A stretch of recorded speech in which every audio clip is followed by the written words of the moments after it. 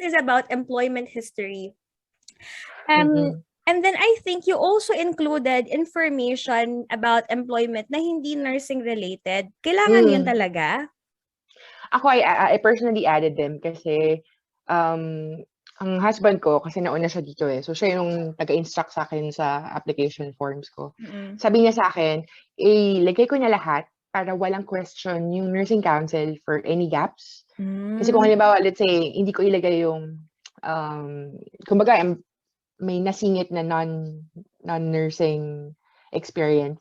Mm-mm. Magtatanong pa yung nursing council na, para ano yung ginawa mo from this span of time?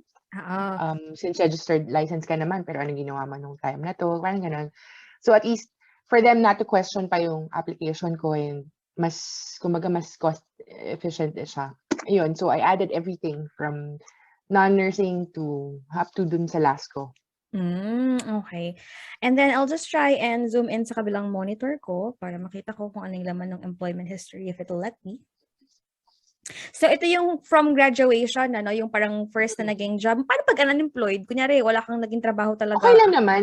Kung Okay lang. ano naman, usually kapag nasa nursing council naman na yung application, hingi sila ng CV or manghingi sila ng, siguro magtatanong sila anong reason why may gap, ganyan. Okay. So, Pero ako lang parang ayoko na kasi na magtatanong pa sila. Totoo, tama yan. So, ang questions included there would be, was this employment for your profession? Yes or no? If no, what discipline was this for? Tapos, employer's name, address, country, website, and then name of your supervisor, start date, end date, tapos kung full-time or part-time. Tama ba yun? Yes. And then it's just, and then you have just, there's an option to add another parang job title again and work experience again. Okay. Tapos parang may nagtanong din pala dyan, does it have to be parang in ascending order or descending order? Feeling ko, it doesn't matter kasi ang titignan naman ni nursing council. Ako kasi personally, meron ako dyan na mix up. Parang may nauna. So, hindi siya yung parang in order.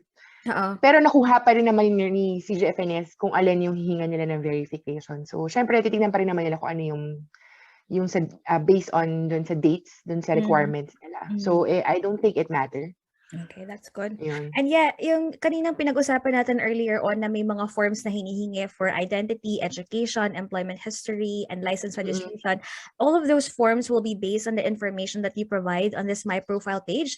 So, for example, you have like 3 employers in the last 5 years. They'll give you parang 3 forms, no? Tama ba yun? It depends. Usually kasi, based dun sa experience din ng karamihan. If, for example, dun sa last 5 years mo, meron ka, halimbawa yun, 3 jobs, 3 ka ng employers from the last 5 years. Probably sino man dun yung may at least 2 years. Pero kung sino yung may mas previous pa, kung ano yung pinaka mas latest.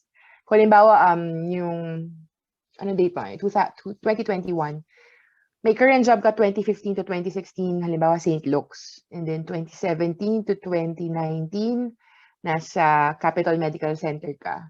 And then from 2019 to present is nasa Makati Med ka. So, most probably ang hinga nila is yung Makati Med kasi enough naman na siya. Meron kang enough na 2 years doon. Unless hindi pa sila masatisfy, hihingi sila doon sa mas sumunod sa Capital Med. But usually sa experience na sinishare ng karamihan, kung meron naman silang at least 2 years dun sa pinaka-present or previous nila, enough naman na kay nursing council. Interesting information, guys. Take note of that. All right. Next would be, sinama mo yung experience mo as healthcare assistant as well. And then now, I hope you found this video helpful. Thank you so much for liking, commenting, and sharing my videos. As always, I wish you all the best with your journey, and I hope you will be blessed. I'll see you soon. Bye!